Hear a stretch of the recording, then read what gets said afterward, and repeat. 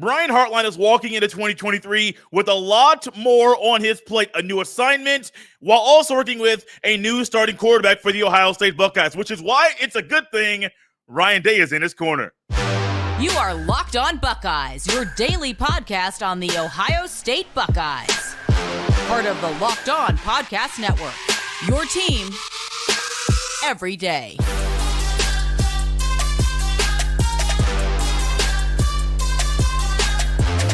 What is up, Buckeye fans? Welcome back to another episode of Locked On Buckeyes for the Locked On Podcast Network. I'm your host, Jay Stevens, also the host of the Jay Stevens Podcast. It is Thursday, June 22nd in the year 2023, and this episode is brought to you by Birddogs. Go to birddogs.com/LockedOnCollege, and they'll throw in a free custom Birddogs Yeti-style tumbler with your order. During today's episode, we will discuss an interesting recruiting battle between Ryan Day and Kirby Smart. And did the Buckeyes dodge a bullet? But first, Ohio State's going to have a new QB1 in 2023. It'll either be Devin Brown or Kyle McCord. Two quarterbacks that are really talented, two quarterbacks that I believe will be a great piece of the offense of the Buckeyes in the fall. And guys, I believe in because I believe in Ryan Day. Ryan Day might take a back seat with the offense this year or have a lesser role with the offense in the fall. Ryan Day has been the play caller since he has been the head coach at Ohio State. But at the beginning of the year, it came out that Ryan Day might not be the play caller for the offense in the fall. And ultimately, I'm cool with that. But also, I am also cool with Brian Hartline being the OC. Still something that we're still waiting to see what he does with the Buckeyes offense. But also I'm comfortable with Hartline being the OC while also working with a new QB1 for the Buckeyes because Ryan Day is in his corner. Think about your life when you have embarked on something new. It's a little difficult in the beginning. It's a little bit harder. I remember when I started podcasting, things were difficult in the beginning. I didn't know what microphone to use. I didn't know what software to use to record with. I didn't know how to interview people. I didn't know how to do X, Y, or Z.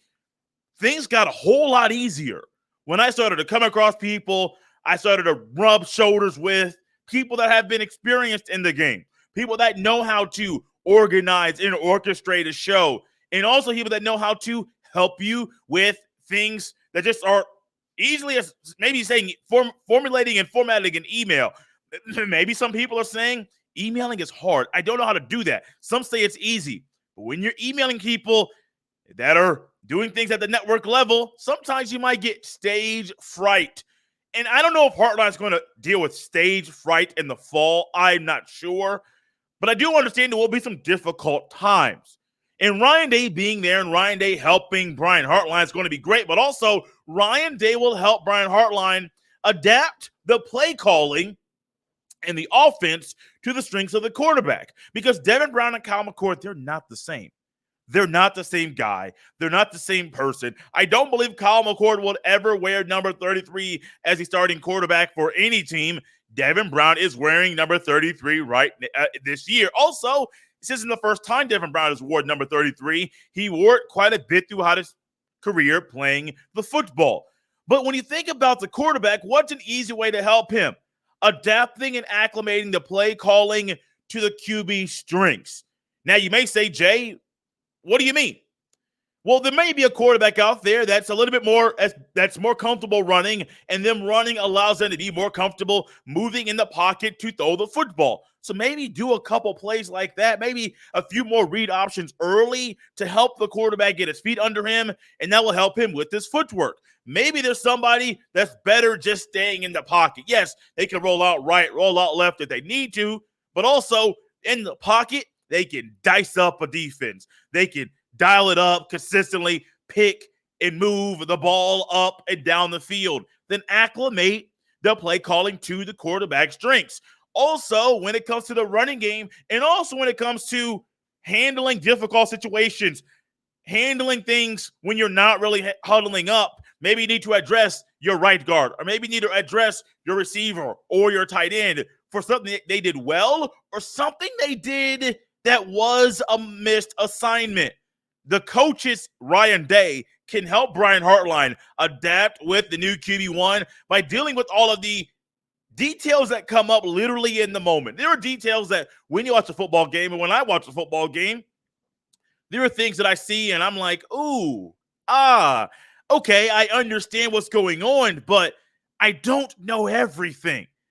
If I'm on TV, there's a different experience than if I'm in the stadium. If I'm in the middle of the stadium, it's a different experience than it would be if I was at the bottom of the stadium. And so it's a different experience wherever you are. And from us, most of us that watch the games on the television, we only get to see a certain point of view for the football games. We don't know what goes on in the locker room. We don't know the conversations that happen on the sidelines, or maybe somebody uses a few colorful four-letter words in a huddle during a timeout because something went wrong. We don't know all of those things, but Ryan Day's experience and expertise with the offense and expertise with the quarterback development, that can also help Brian Hartline when it comes to Hartline running the offense. And let's just say Brian Hartline is the offensive play caller for Ohio State in the fall.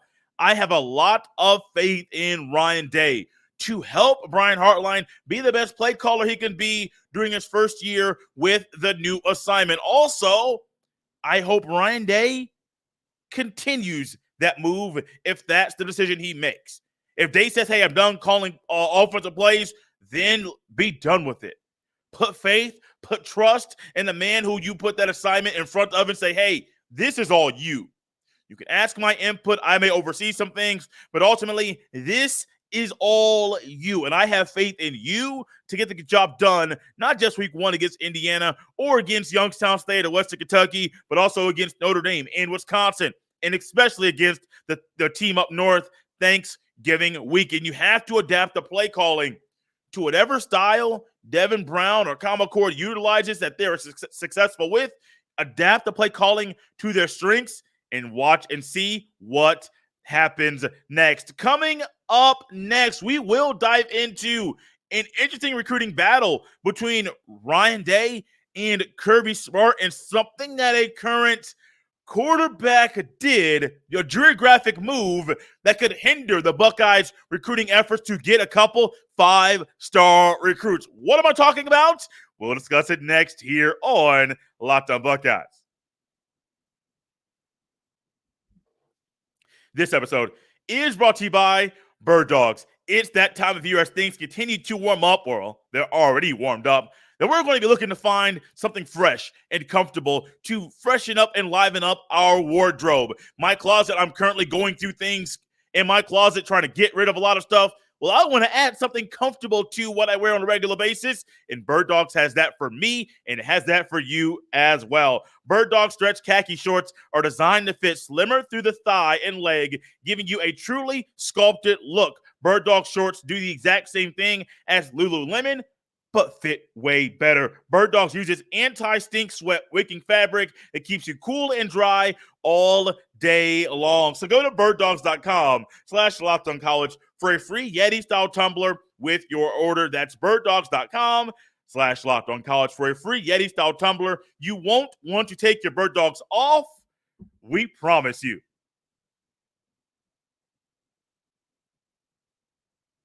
Locked On is having a live draft show tonight, and you don't want to miss it. Pick-by-pick analysis from our stable of local NBA hosts, national reaction from our NBA Big Board hosts, and live check-ins from inside the NBA Draft. Locked On NBA Draft live, starting at 7:30 p.m. Eastern Time tonight on the Locked On NBA YouTube page. So we're always looking to try to find ways the Buckeyes can have the upper hand in recruiting battles.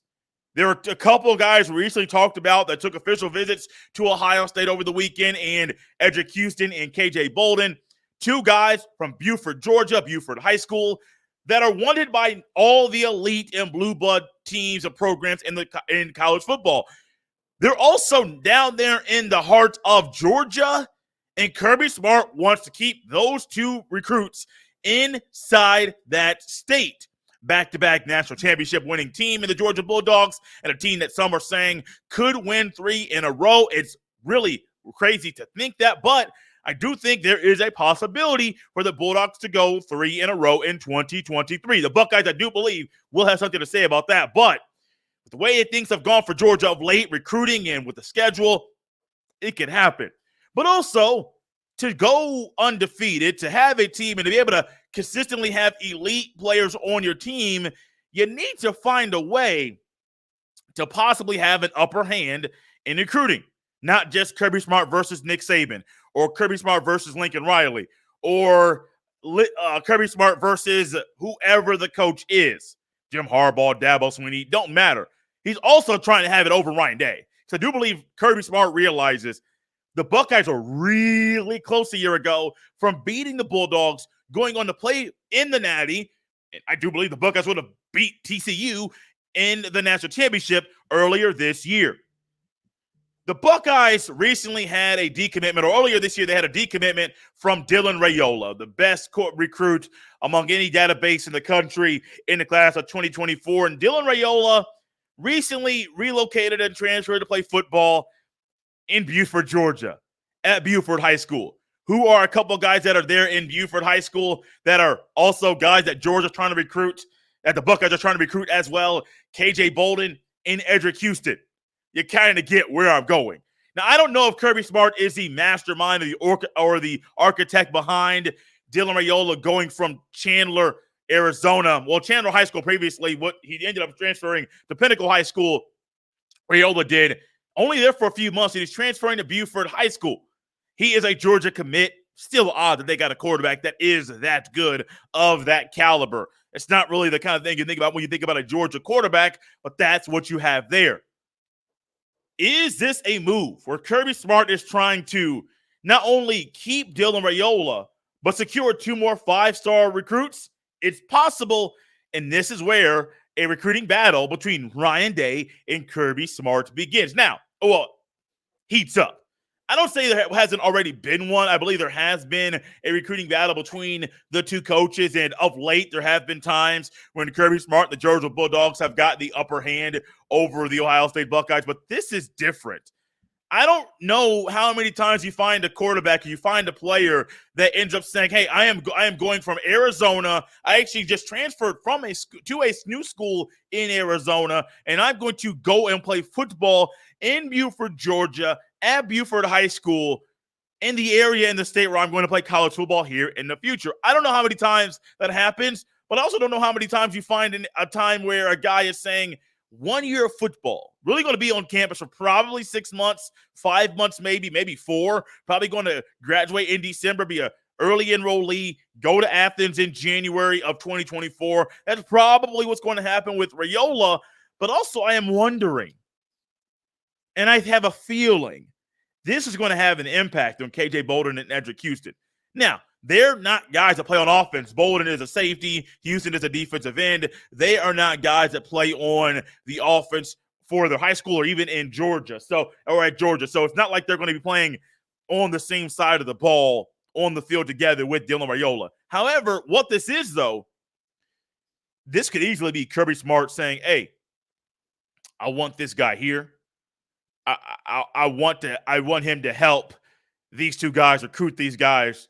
And we all know how it is. 5 stars want to play with each other. 4 stars. If you're an elite quarterback or an elite player, you want to play with other elite players, which is why numerous elite recruits come to Ohio State.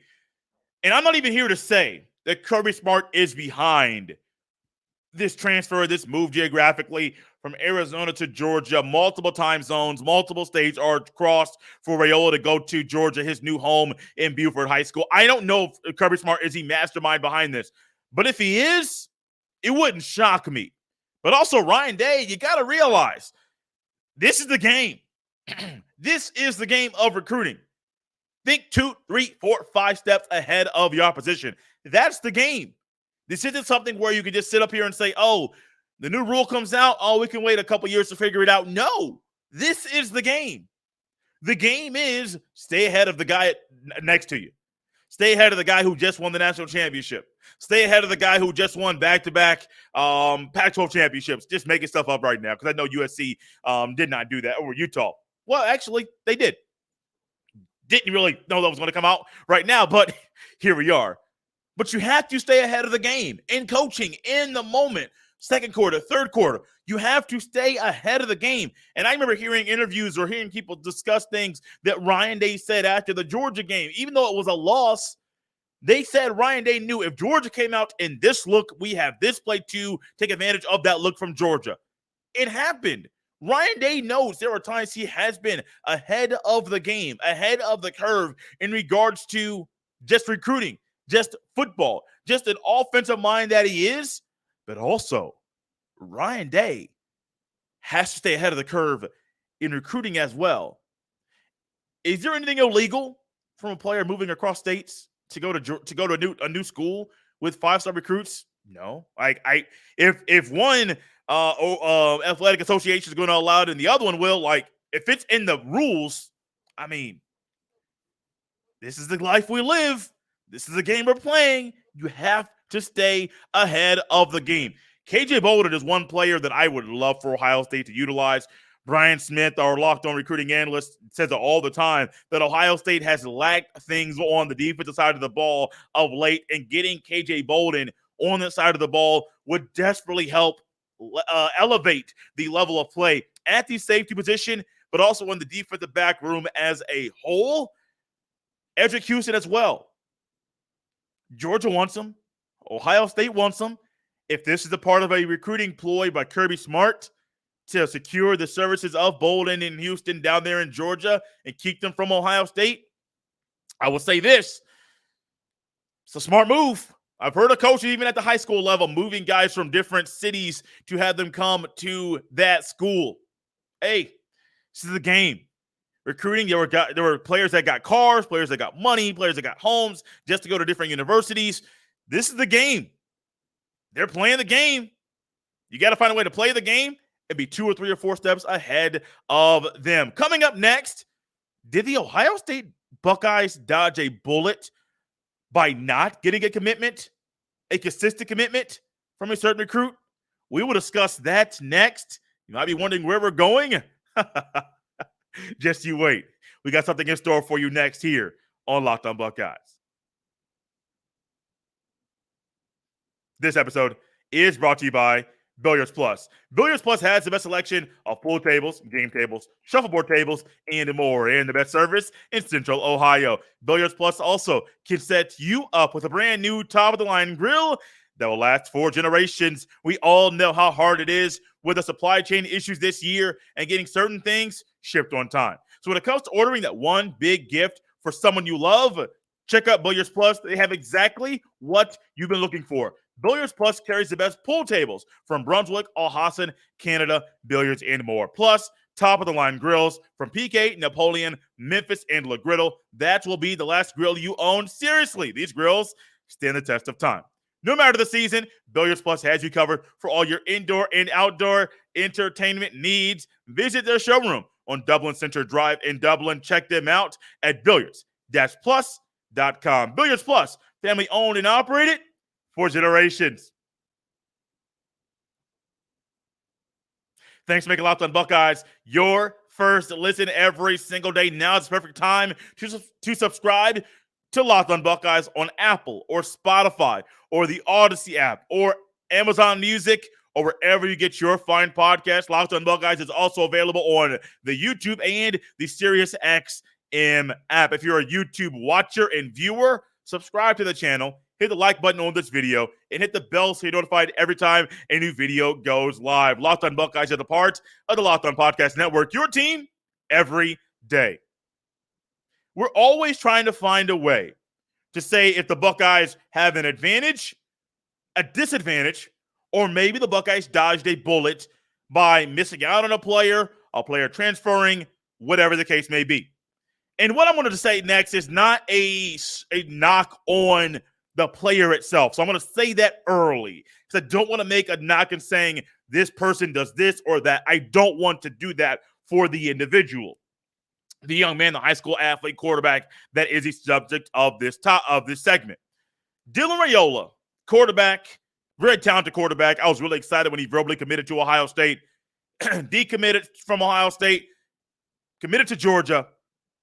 And this is something that I didn't realize when I heard that he was going to play football in Buford, Georgia at Buford High School. Then I did some more digging. The same high school of Edric Houston and KJ Bolden. Did not realize that at all when I saw the announcement. But this is going to be the fourth high school that the young man plans to play football at. Now, I saw somebody else say 6 schools, and I will get there in a second. But his freshman and sophomore year, Dylan Raiola played football at Burleson High School, Burleson, Texas, freshman and sophomore 2020 season, 2021. In 2022, he ended up transferring to play football in Chandler, Arizona at Chandler High School. Junior year, phenomenal year, playing the football, great quarterback, all of those things. All of a sudden earlier this year, it was announced that he was going to transfer to Pinnacle High School in Pinnacle, in Arizona. I don't know if it's in Pinnacle, Arizona, but it's in Arizona again. So you have Burleson, Texas, Burleson High School, Chandler High School, planned to play at Pinnacle High School, but then ended up transferring a few months after joining the football program in the school over there at Pinnacle, transferring to play football in Buford High School, Buford, Georgia. And so my first thought is, why is he playing at so many schools? And I looked up and I knew this about Kevin Durant, and an NBA player, all-time great, first ballot, all of those great things, great accolades for his career. Kevin Durant played at 3 high schools. Now, I don't know Kevin Durant's situation. I know they're at prep schools, and I don't know if it was a family dynamic that said, hey, we're going to move here. Oh, it's a prep school. Okay, great. That worked out. Oh, we're going to move here. Oh, it's a prep school. Well, that worked out once again. I don't know. But my first initial thought, kind of cautious and kind of taken back and saying, why is a kid going to play at 3 schools, plan on playing at 4? The people that are advising him, and I don't know, I have no idea if it's his father or if it's other family. I had to understand his uncle is a coach at Nebraska. I don't know who it is. So I'm not even pointing fingers and saying exactly, I know this. I don't know. But why is he going to so many schools to play high school football? Is this an issue of, hey, if things don't go the way we want them to go, we're going to leave immediately? Is that what we're looking at? Are the Buckeyes dodging a bullet because maybe he would have come in, and Dylan Raiola didn't start year 1, and all of a sudden they leave, and you're looking at another Quinn Ewers situation where it's like, Quinn Ewers, money grab. I understand what he did. I may not agree with the way he went down with it, but I understand why he tried to make a money grab. I get it. But also, you wanted guys there, and Ryan Day wants the guys there not only fit the culture, but that want to be there. Like, you want to be an Ohio State Buckeye. You may not fully understand what it means to be a Buckeye when you first get on campus, but you want to be an Ohio State Buckeye. That's what your dreams, part of your dreams and aspirations are at the college level. You want to be a Buckeye. And I don't know, man. My first gut thought, when it comes to the Raiola thing, arm talent's there. Physical build is there. Really good quarterback. Great high school quarterback at that level. But money, man, the Buckeyes may have dodged a bullet. It could have brought some chaos to the campus that nobody wants around Ohio State during any period of time. That's just my first initial thought there. It just seems odd, very, very odd, that a kid would go from Burleson High School in Texas for a couple years, go to Chandler High School for a year, plan to play at Pinnacle High School in Arizona. Oh, no, going to Buford, Georgia. The same school where there are 2 5-star recruits that Georgia's trying to snag so Ohio State doesn't get the verbal commitment and eventual signing of Edric Houston and KJ Bolden. It just seems weird, man. That's all I'm going to say. It just seems weird. Out of here on a Thursday, last show of the week. We will be back on Monday of next week. Some more stuff coming with my guy, Ryan Roberts, discussing Marvin Harrison Jr., Emeka Egbuka, Julian Fleming, Cade Stover, and other draft-eligible Buckeyes on the offensive side of the ball. Ryan is an NFL draft analyst that is a staple during the offseason for the Ohio State Buckeyes going into the season and also leading into every NFL draft. We're out of here. You can follow me on Twitter at jstevens07. You can send all of your emails to jstevens317@gmail.com. Thanks for making Locked On Buckeyes your first listen of the day. For your second listen of the day, now it's the perfect time to check out the Locked On Sports Today podcast. Locked On Sports Today provides you with all the news and notes in and around the world of sports in 20 minutes every single day. Locked On Buckeyes and Locked On Sports Today, they're both a part of the Locked On Podcast Network, your team every day. For Locked On Buckeyes here on a Thursday, I am your host, Jay Stevens. It's the last show of the week. I'll see you on Monday. I'll see you next time.